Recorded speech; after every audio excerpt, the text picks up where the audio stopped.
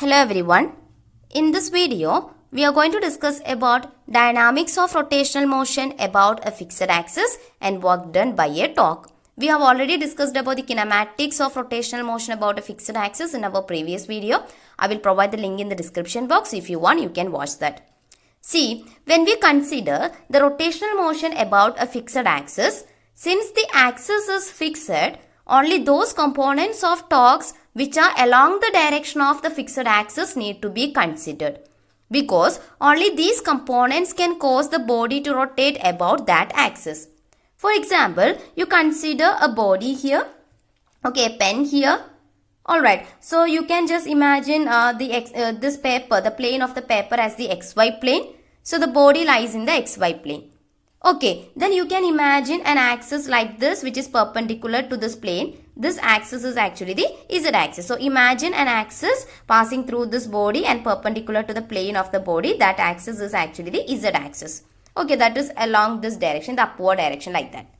Alright, now see, if I am applying a force in this direction, okay, I am applying a force in this direction.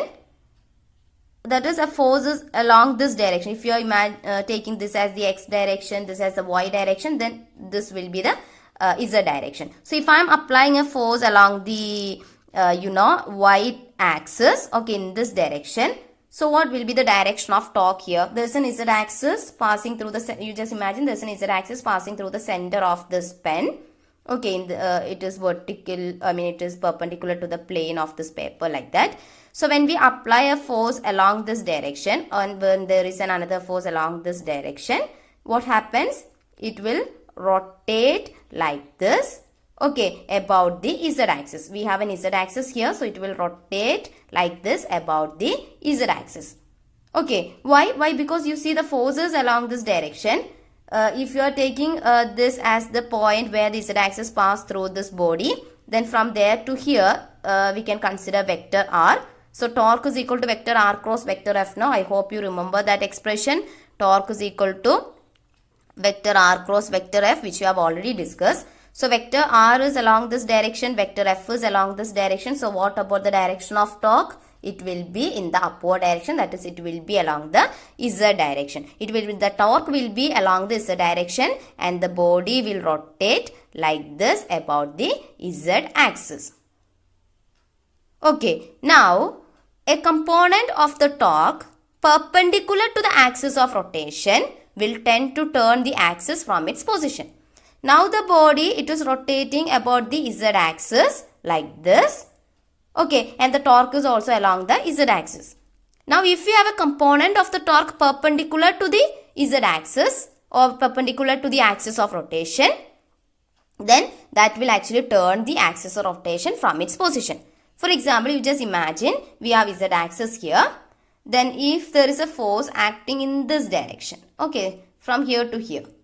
So you can consider that force is acting along the z axis. Vector r is along this direction. So what about vector r cross vector f? That will be the torque, and the direction of torque will be perpendicular to both the directions of vector r, and that torque will be perpendicular to both vector r and vector f. So torque will be along the y direction. Along the y direction means instead of rotating like this pen now will be moving. You can imagine this as the x direction, then this as the y direction, and here perpendicular to the plane is z axis. Okay, so when we apply a force like this, that is like along the z axis, vector r is in this direction, force is in this direction. So what happens? That torque, you can just use your right hand thumb rule. So that torque will be along the y axis actually. So y axis means like this. So you can just imagine an axis passing through this like this, okay, y axis, and it will be, the pen will be rotating like this about the y axis. So the axis of rotation has changed here. Initially it was moving like this about the z axis, but now it is moving like this, that is about the y axis. So axis of rotation has changed here. Okay, so the components of torques which are perpendicular to the axis of rotation need not be taken into account. That is, we are talking about the rotational motion about a fixed axis. No. So when we consider the component of torque perpendicular to the axis, actually that axis of rotation changes. So we cannot say that it is the rotational motion about a fixed axis. Okay, so for a rotational motion of a rigid body about a fixed axis, we need to consider only those forces that lie in planes perpendicular to the axis. Okay, forces which are parallel to the axis will give torques perpendicular to the axis and need not be taken into account. That is, for example, when we consider this pen here, x, you just imagine this as the axis, y axis, then perpendicular to this we have z axis. So when we apply a force like this, which is actually parallel to the y-axis. Okay, so torque will be, torque will be along the z-axis and the body will rotate like this. Okay, but when we apply a force like this, okay, that is when we apply a force like this means this force is actually parallel to the axis of rotation. Axis of rotation in the sense that is z-axis. Okay, but that will give us a torque which is perpendicular to the axis, that is about the y-axis. It will rotate like this. So we don't want to take that force into account. Okay, and we need to consider only those components of the position vectors which are perpendicular to the axis. Components of position vectors along the axis will result in torques perpendicular to the axis and need not be taken into account. Now, let us discuss about work done by a torque. Before that, see, in our previous video of kinematics of rotational motion about a fixed axis for a rigid body, we have discussed about this figure. No, I hope you remember this. A cross section of this figure is actually taken to our present discussions here. Okay. See this figure. It actually shows a cross section of a rigid body rotating about a fixed axis, which is the z axis. Okay. See, x dash and y dash are in the plane of this paper, no? Okay. Z axis is actually not marked here. It is actually perpendicular to the plane. Okay, plane of this paper, that is like this. Perpendicular to the plane of the paper means it would be like this. Now, let us consider a particle of that rigid body at a point P1 here. Okay, let vector F be the force acting on this particle. Okay, see its line of action, the line of action of this force. The line of action of this force actually lies in a plane perpendicular to the axis, that is perpendicular to the z-axis. The plane of the plane perpendicular to the z-axis, here it is that x dash y dash plane now. Okay, the plane perpendicular to the z-axis is actually x dash y dash plane. So the line of action of this force is in the x dash y dash plane. This rigid body is actually rotating now. So this particle also rotates along with the body, and that would describe a circular path with center C on the axis.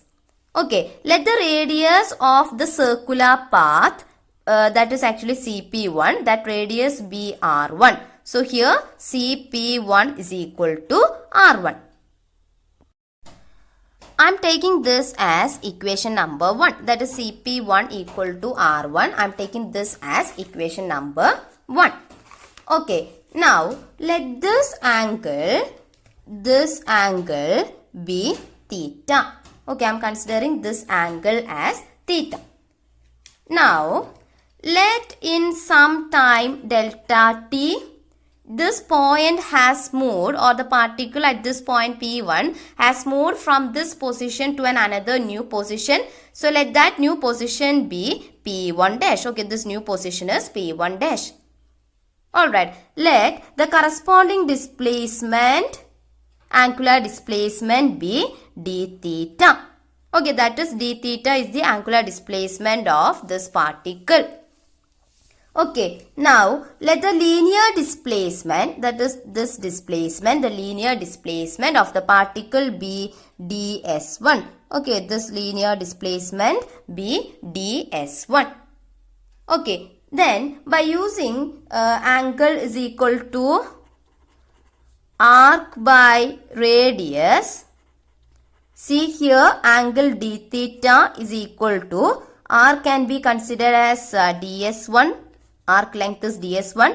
divided by radius, that can be considered as approximated to r1 here. So d theta is equal to ds1 divided by r1.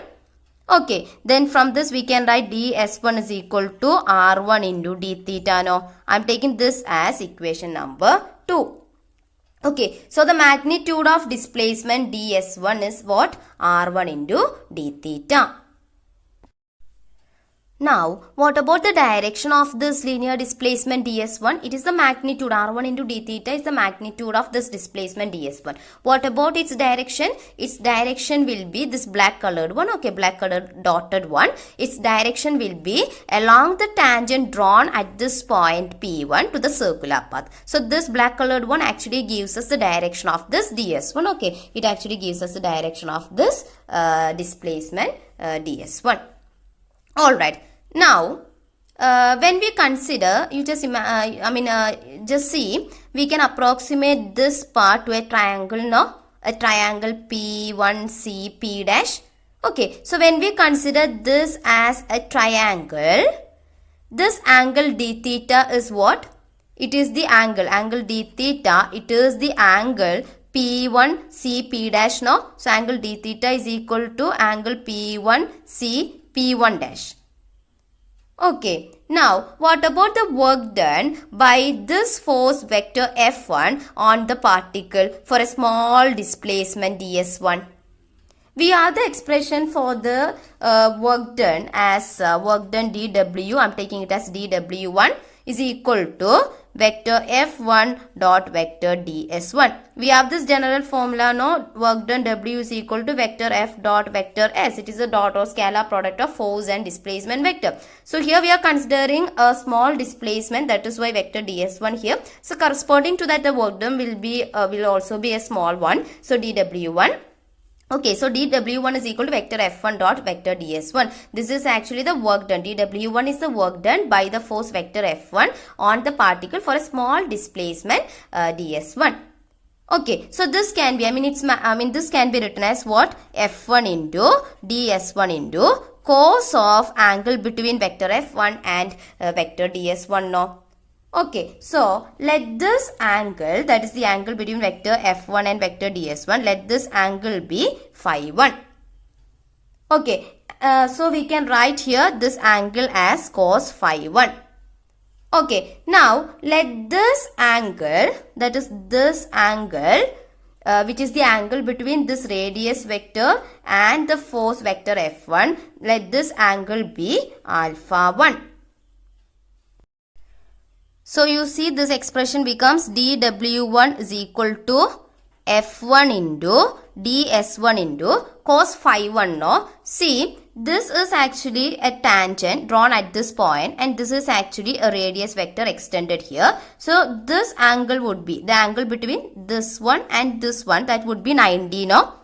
Okay, so phi 1 plus alpha 1 is equal to 90, right? Phi 1 plus alpha 1 is equal to 90 degree. So, what about phi 1? Phi 1 will be equal to 90 minus alpha 1, no? Okay, so I am replacing this phi 1 with the cos of 90 minus alpha 1. Okay, what is the value of cos of 90 minus theta? See, cos of 90 minus theta is equal to sin theta, no? Okay, so cos of 90 minus alpha 1 can be written as sin alpha 1. So, dw1 is equal to f1 ds1. Okay, then sin alpha 1.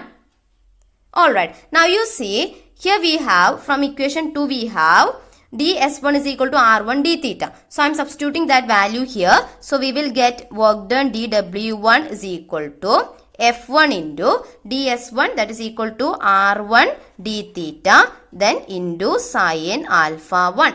Okay, I am taking this as equation number 3. See, in our previous video, while we have discussed about the kinematics of kinematics of rotational motion about a fixed axis, we considered this figure, no? Here you see the point origin O is somewhere here on the z-axis and the point C is somewhere here on the z-axis. So if I am considering this pen as the z-axis, then the point O can be considered as somewhere here and the point C somewhere here above that point O. Okay.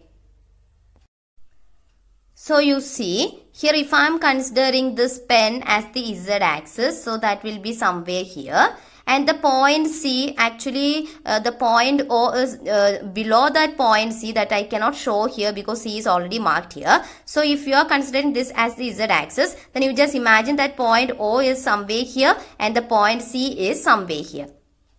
Okay, then from the point O to the point C, this vector that can be taken as vector OC. Okay, we have that point O on the z-axis here. We have that point C on the z-axis here.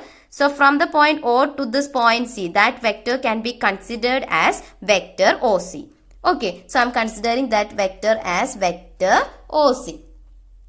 Alright, now see here we have, when we consider this as the point O, then from the point O to this point P1, here we have OP1. Okay, vector OP1, and from the point C to the point P1, we can consider a vector which is vector CP1. Okay, I hope you understood. See here we have that, this is the z-axis, we have that point O somewhere here and that point C is somewhere here above the point O. Okay, then from the point O to the point C, if we can consider a vector OC. Alright, then from the point O to this point P1, we can consider a vector OP1. Okay, then from the point C to the point P1, we can consider another vector CP1. Alright, then by using triangle law of vector addition, see vector OC is along this direction, vector CP1 is along this direction and vector OP1 is along this direction. So from the triangular law of vector addition, we can write vector OC1 plus vector CP1 equal to vector OP1. I hope you understood that. Okay, see if we have that vector OC, okay, vector O, this is the point C. You just imagine this point as O, this point as C, then this point as P1. Okay, then from the point O to the point C, we are considering a vector OC. Then from the point O to the point P1, we are considering a vector OP1. Then from the point C to the point P1, we are considering a vector CP1. That vector is already here, vector CP1 is already here. Then here, by using triangular law of vector addition, see vector OC plus vector CP1 is equal to vector OP1 now. Okay, by using triangular law of vector addition, we can write vector OC plus vector CP1 is equal to vector OP1. Right, now if we want to find out the torque due to this vector F1, okay, about the origin O, that will be equal to what? The torque due to the force F1 about the origin O, that will be equal to vector OP1 cross vector F1. Okay, so here this can be written as vector OP1 can be written as what? I'm sorry, the torque due to vector F1 about the origin O, that will be equal to vector OP1 cross vector F1. This vector OP1 cross vector F1 can be written as what? Vector OP1 is equal to vector OC plus vector CP1 that we are getting from the triangular law of vector addition. I will provide the link in the description box for that. If you want, you can watch that. So this vector OP1 cross vector F1 can be written as vector OC plus vector CP1. Okay, then cross vector F1. Now you see, this can be written as vector OP1 cross vector F1 is equal to vector OC cross vector F1, okay, plus vector CP1. So vector CP1 cross vector F1. So we have two parts here now. One is vector OC cross vector F1 and another one part of this expression is vector CP1 cross vector F1. So you just consider this part of this equation, vector OC cross vector F1. Here this vector OC, it is actually along the axis of rotation, no? That is along the Z axis, no? Okay, see, when we consider this as the Z axis, O is somewhere here, C is somewhere here. So vector OC, that is actually along the Z axis. Okay, we already said that in the starting of, we already said in the starting of this video that we need to consider only those components of position vectors which are perpendicular to the axis. But here this position vector, vector OC, it is along the axis, along the Z axis. Okay, we need to consider only those components of position vectors which are perpendicular to the axis, because the components of position vectors along the axis will result in torques perpendicular to the axis and need not be taken into account, because that will tend to turn the axis from its position. So, here when we consider this part, vector OC cross vector F1, this vector OC is actually along the axis. If we are considering this as the Z axis, okay, this is the axis of rotation. O is somewhere here, C is somewhere here. So, OC is actually along the Z axis. Okay, so we don't want to consider that vector OC is along the Z axis. So, the torque resulting it from can be, that can be excluded here. Okay, that is we don't want to consider this term, vector OC cross vector F1. Okay, we are excluding this term. So, this expression becomes vector OP1 cross vector F1, which is the torque, is equal to. Okay, this is actually the torque and these are the two parts of this torque. We don't want to consider this one because vector OC is along the axis. Okay, we can exclude this term. So, we are getting vector OP1 cross vector F1 as what? Vector CP1 cross vector F1.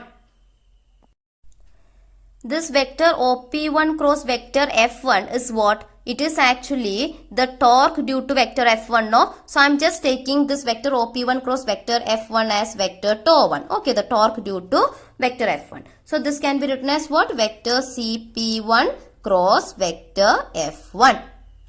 Okay, then the magnitude of this torque vector TOR1 can be taken as TOR1 only. So, TOR1 is equal to magnitude of this torque, no? So, that will be equal to CP1 into, because vector A cross vector B is equal to AB sine of angle between them into n cap.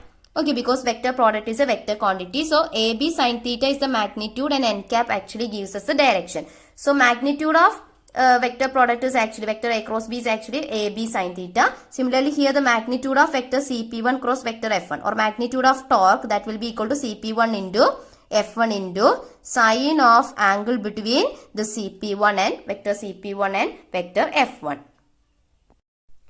See, in our figure, vector CP1 is this dotted line is actually extended here, vector CP1 is this and vector F1 is there. And the angle between vector CP1 and F1 is what? Alpha 1.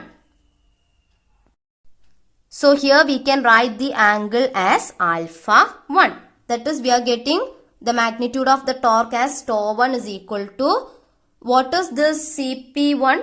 CP1 is actually equal to R1, no? See, from equation number 1, we have the CP1 is equal to R1. Okay. So, here we can consider, we can take the CP1 as R1.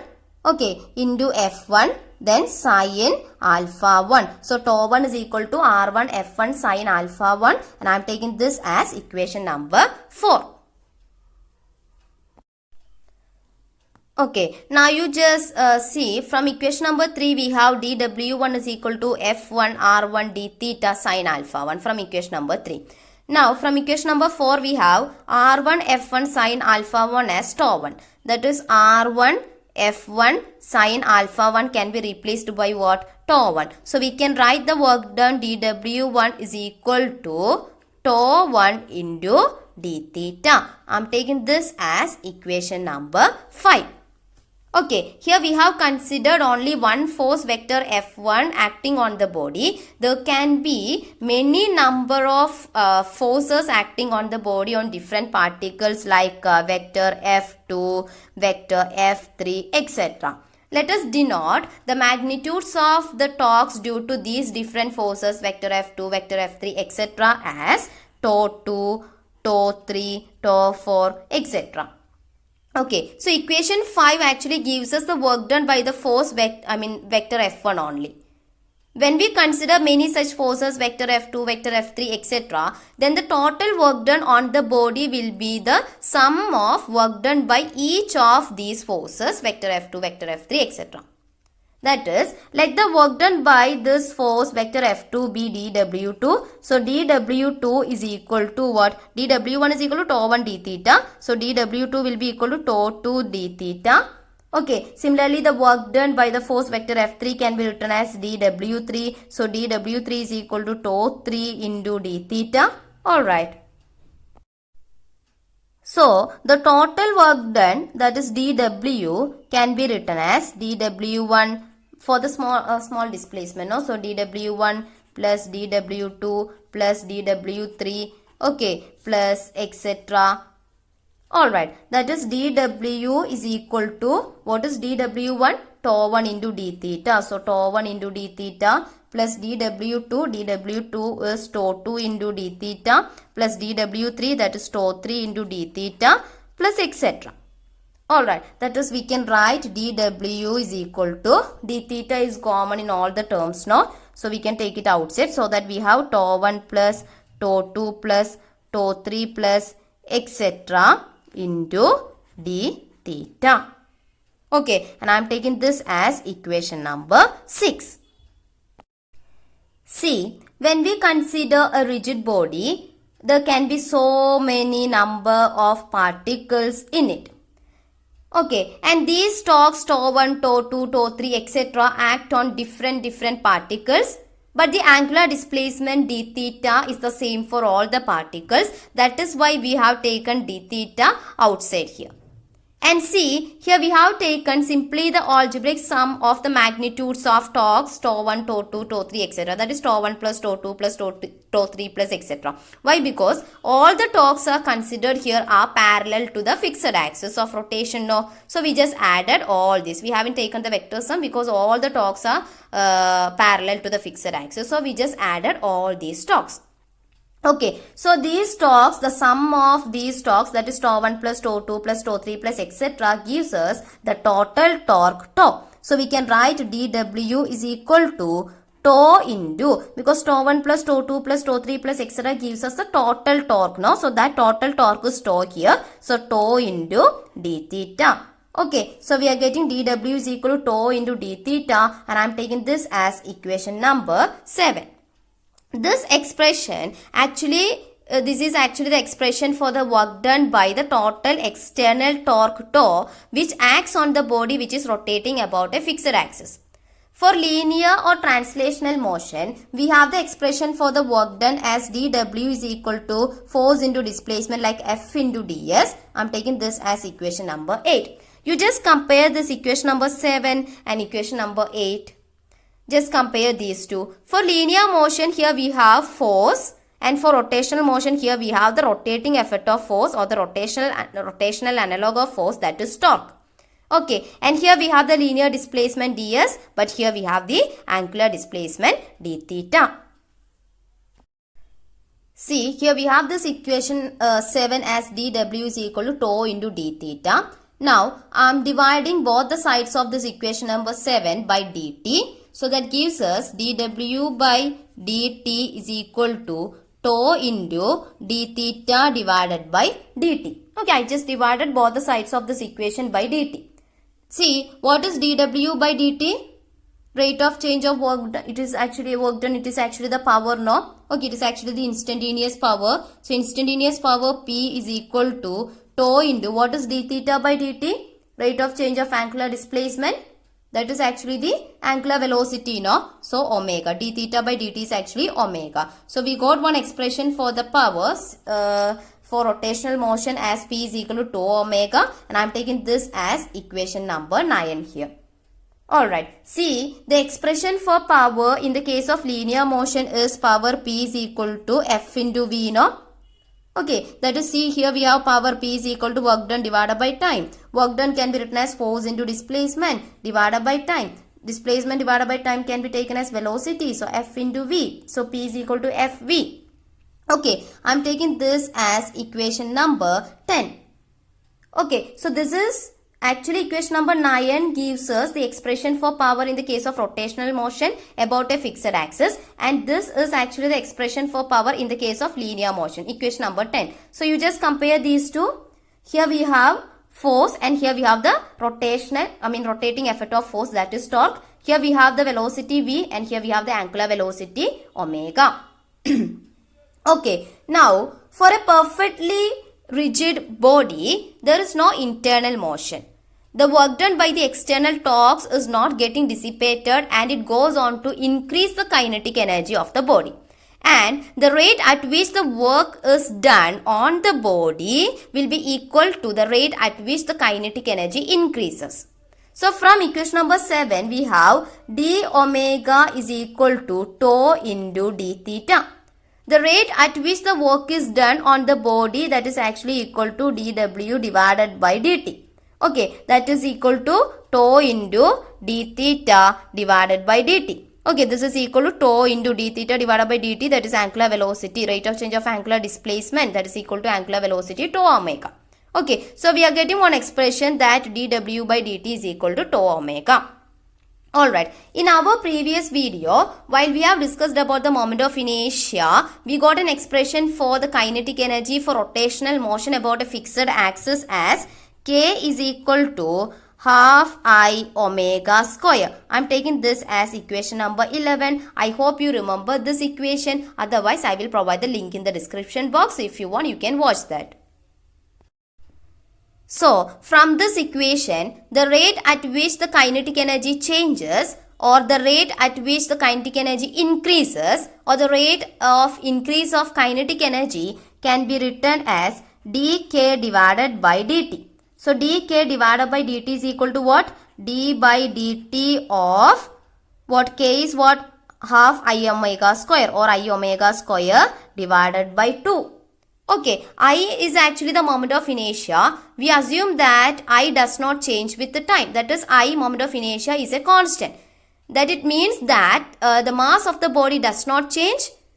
That is, the body remains rigid and also the axis of rotation does not change its position with respect to the body. So, I is a constant that can be taken outside of the differentiation. So, we can write d, I am writing here, d by dt of I omega square divided by 2, that can be written as I can be taken out. 2 is also a constant that can also be taken out. So this becomes d by dt of omega square is only here. Okay, then see dx square divided by dt can be written, that is d by dt of x square can be written as 2x into dx divided by dt. Alright, similarly, d by dt of omega square, I by 2 is already here. D by dt of omega square can be written as 2 omega into d omega divided by dt. Alright, now you see this 2 and this 2 can be cancelled. What is d omega divided by dt? D omega divided by dt, that is rate of change of angular velocity. Rate of change of angular velocity is what? Angular acceleration. Okay, so here we have I omega, d omega by dt is what? Angular acceleration alpha. Okay, so we are getting d by dt of I omega square divided by 2 is equal to I omega alpha, and I am taking this as equation number 12. Okay, so we got the rate at which the work is done as dw by dt is equal to 2 omega. And we got the rate at which the kinetic energy increases as I omega alpha, that is dk by dt. dk by dt is actually equal to d by dt of I omega square by 2, that is actually equal to I omega alpha. Okay, so the rate at which the work is done, that is tau omega, and the rate at which the kinetic energy increases, that is I omega alpha. So we already said that the rate at which the work is done on the body can be equated to the rate at which kinetic energy increases. So we can equate these two. Okay, so I'm writing tau omega is equal to, I'm equating these two, tau omega is equal to I omega alpha. Okay, omega cancel. So we are having tau is equal to I alpha, and I'm taking this as equation number 13. Okay, see, we know that Newton's second law for linear motion can be expressed symbolically as F is equal to m into A. Okay, and for rotational motion, we got this expression 13, which is similar to this now. Here we have force, here we have the rotating effect of force, that is torque. Here we have mass, here we have the rotational analog of mass, that is moment of inertia. Here we have acceleration, here we have the rotational analog of acceleration, that is angular acceleration. Okay. That is, just like a force produces an acceleration, the torque produces an angular acceleration in a body. So from this expression tau equal to I alpha, we can write alpha is equal to what? Tau by I. That is, angular acceleration alpha is directly proportional to the applied torque, because it is in the numerator now. Then moment of inertia is in the denominator. So the angular acceleration is inversely proportional to the moment of inertia I. Okay, and this equation number 13, that can be called as the symbolic representation of Newton's second law for rotation about a fixed axis. So, in this video, we have discussed about the dynamics of rotational motion about a fixed axis and work done by a torque. I hope you understood this. Thank you.